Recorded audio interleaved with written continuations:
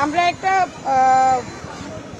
লাইনের সাথে সবাই পরিচিত আছি হয়তোবা, যে জীবন কখনো এমন আসে, সময় এমন আসে যে জীবন মুচকি হাসে, ঠিক যেন পড়ে পাওয়া 14 আনা। আমরা নিজেদেরকে আজকে ঠিক সেরকম ভাবে একদম পড়ে পাওয়া 14 আনার মতো আজকে আমরা রাস্তায় রাস্তায় দাঁড়িয়ে দাঁড়িয়ে ঘুরছি, যার কারণে আমরা আপনাদেরকে আজকে এখানে আমরা সদয় আহ্বান জানিয়েছি যেন আপনাদের মাধ্যমে আমাদের বক্তব্যগুলো আমরা দেশবাসীর কাছে এবং সংশ্লিষ্ট কর্তৃপক্ষের কাছে আমরা যেন পৌঁছে দিতে পারি। আমরা 23তম BCS এর 43তম BCS এর গেজেট বঞ্চিত প্রার্থীরা আপনাদের সদয় দৃষ্টি আকর্ষণ করছি।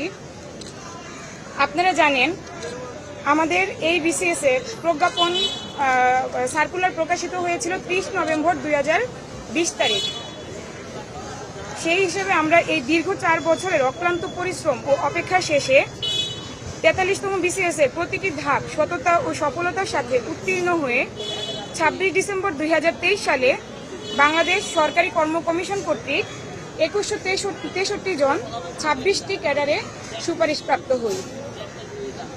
উল্লেখ্য, আমাদের 43তম BCS এর সার্কুলার 30 নভেম্বর 2020 তারিখে প্রকাশিত হয়। পরবর্তীতে সুপারিশপ্রাপ্তদের কয়েক দফায় তদন্ত সাপেক্ষে সুদীর্ঘ 10 মাস পর জনপ্রশাসন মন্ত্রণালয় কর্তৃক 15 অক্টোবর 2024 তারিখে প্রকাশিত গেজেটে আমাদের অন্তর্ভুক্ত করা হয় 2064 জনকে।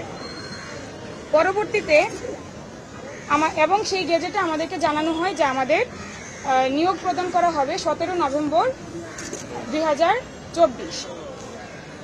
কিন্তু পরবর্তীতে আবার 28 অক্টোবর 2024 তারিখে আমাদের যোগদান পিছিয়ে 1 জানুয়ারি 2025 তারিখ নির্ধারণ করে প্রজ্ঞাপন জারি করা হয় এবং সেই নির্দেশনা মোতাবেক আমরা প্রত্যেকটা প্রার্থী উৎসাহ এবং উদ্দীপনার সাথে 1 জানুয়ারি 2025 খ্রিস্টাব্দে যোগদানের জন্য সকল প্রস্তুতি গ্রহণ করি এবং আমাদের অনেক সহকর্মী, ভবিষ্যৎ সহকর্মী যারা আমাদের, তারা পূর্ববর্তী চাকরি থেকে অলরেডি অব্যাহতি নিয়ে নেন। এমনকি সুপারিশ প্রাপ্তির পরবর্তী সময়ে আমাদের অনেকেই সরকারি, স্বায়ত্তশাসিত, আধা স্বায়ত্তশাসিত, এমনকি বেসরকারি চাকরিতে প্রথম শ্রেণীর এবং দ্বিতীয় শ্রেণীর অনেক চাকরিতে সুযোগ লাভ করলেও তারা আর যোগদান করেননি। এছাড়াও 22 ডিসেম্বর 2024 তারিখ থেকে শুরু হওয়া 44তম BCS এর মৌখিক পরীক্ষায় আমাদের অনেকেই আর অংশগ্রহণ করেনি। সেই অর্থে আমাদের হাতে 43তম BCS এর জয়েনিং ছাড়া আর কোনো সুযোগ বাকি রইল না। কিন্তু অত্যন্ত দুঃখের বিষয়, আমরা প্রথম গেজেটে অন্তর্ভুক্ত হলেও 30 ডিসেম্বর 2024 তারিখে দ্বিতীয়বার যে গেজেটটি প্রকাশ করা হয়, সেই গেজেটে প্রথম গেজেট থেকে গেজেটভুক্ত 168 জন আমরা দ্বিতীয় গেজেটে আবার বাদ পড়ে যাই এবং আমরা যে 2163 জন সুপারিশপ্রাপ্ত হই, সেই হিসেবে আমাদের মোট 222 জন প্রার্থী আমরা 43তম BCS এর গেজেট থেকে বঞ্চিত হই।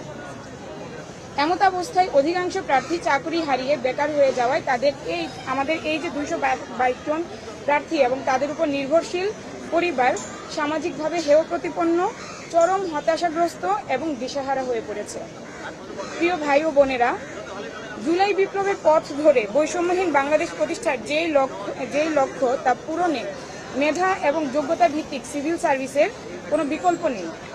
কিন্তু আমরা সুপারিশপ্রাপ্ত এবং গেজেটপ্রাপ্ত হওয়া সত্ত্বেও কোনো অজ্ঞাত কারণে পরবর্তীতে পুনঃপ্রকাশিত গেজেটে আমরা আর অন্তর্ভুক্ত হইনি, যা জুলাই স্পিরিটের পরিপন্থী এবং যা একই সাথে অত্যন্ত দুঃখজনক এবং বেদনাদায়ক। প্রিয় সাংবাদিকবৃন্দ, আপনারা আমাদের আশা আকাঙ্ক্ষা প্রকাশের অন্যতম মাধ্যম। আপনাদের মাধ্যমে আমরা দায়িত্বশীল কর্তৃপক্ষের কাছে অনুরোধ জানাচ্ছি যে একই সাথে 222টি পরিবারের বিনীত অনুরোধ আমরা আপনাদের কাছে জানাচ্ছি, আন্তরিকভাবে বিষয়টি বিবেচনা করে আমাদেরকে পুনরায় গেজেটভুক্ত করার সদয় এবং আশু ব্যবস্থা গ্রহণ করার জন্য আমাদের দায়িত্বশীল কর্তৃপক্ষের দৃষ্টি আমরা আপনাদের মাধ্যমে আকর্ষণ করতে চাচ্ছি এবং এই যোগদানের মাধ্যমে আমরা যেন আমাদের তারুণ্যের শক্তি দিয়ে রাষ্ট্রকে সেবা দানে আমরা সম্পূর্ণ যেন নিজেদেরকে নিয়োজিত করতে পারি, সেই সুযোগ লাভের জন্য আমরা আপনাদের মাধ্যমে আমাদের সংশ্লিষ্ট কর্তৃপক্ষের দৃষ্টি আকর্ষণ করছি। এবং আমাদের যে নতুন গেজেট প্রকাশিত হয়েছে, এই গেজেটে আমাদের যোগদানের তারিখ নির্ধারণ করা হয়েছে 15 জানুয়ারি 2025।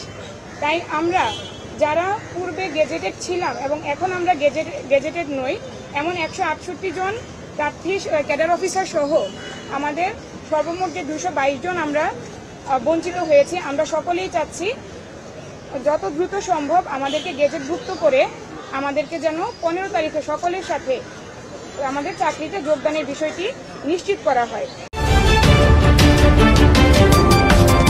আপনারা দেখছেন দৈনিক ক্রাইম সিন।